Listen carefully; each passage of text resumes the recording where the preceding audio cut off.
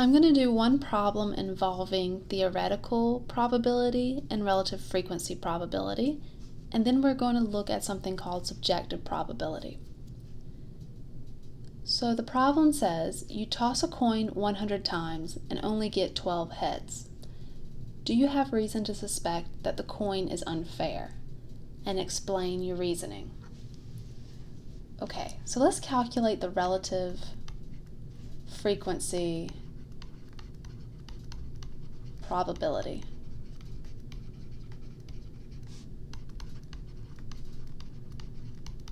So the event we have is tossing a coin and landing on heads. Let's call that event A. So the probability of A, the relative frequency probability, that is 12, because that happened 12 times out of 100, the total number of observations. Let's write that as a decimal. This is 0.12, which tells us that 12% of the time we landed on a heads and 88% of the time we landed on tails.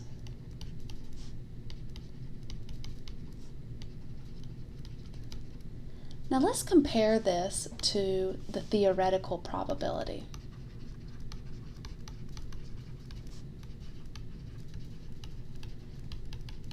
We know that if we toss a coin, we're either going to get a heads or a tails. So if you toss a coin one time, the probability you get a heads is 1 out of 2.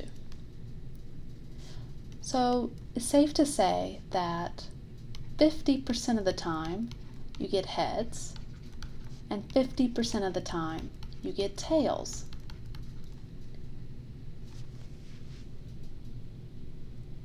So if you have 100 tosses of a coin, you would think that about 50 times you would have heads and about 50 times you would have tails, because those are 100 tosses. Half of them should be heads, half of them should be tails. Now, in reality, when you perform an experiment, you don't exactly get 50-50. You might get something like 45-55 or 48-52, but it's going to be pretty close, especially if you toss a coin several times. So if you did 1,000 tosses, 10,000 tosses, the closer you're going to get to 50-50. Here, in the example, with this particular coin, only 12% of the time you got heads and 88% of the time you got tails. That tells us that this coin is probably unfair. It's like a weighted coin, and this coin is more likely going to land on tails.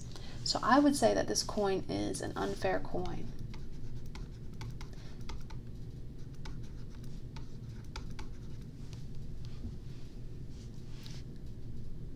Yeah, it's an unfair coin, and you probably shouldn't gamble with it. If somebody asked you, I'll bet you $1 that it'll land on tails and yours will land on heads, you wouldn't want to play that game with this person, because this coin, it seems like it's weighted.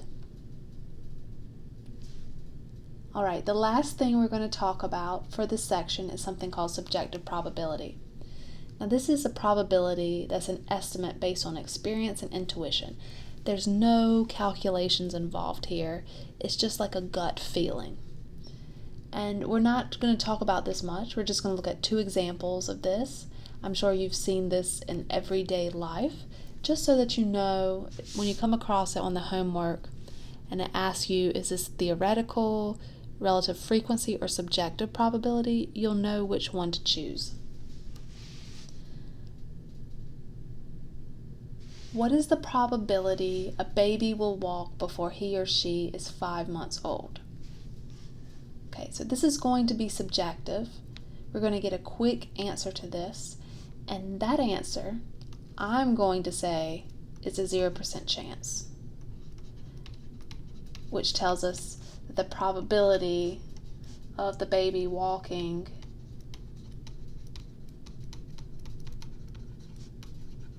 before 5 months is 0. And the reason I'm saying this, I don't know 100%. I'm not sure that this is true, but I'm pretty sure it's close to 0 because 5 months is really, really young for a baby to be walking. So I have a pretty good feeling that it's close to 0.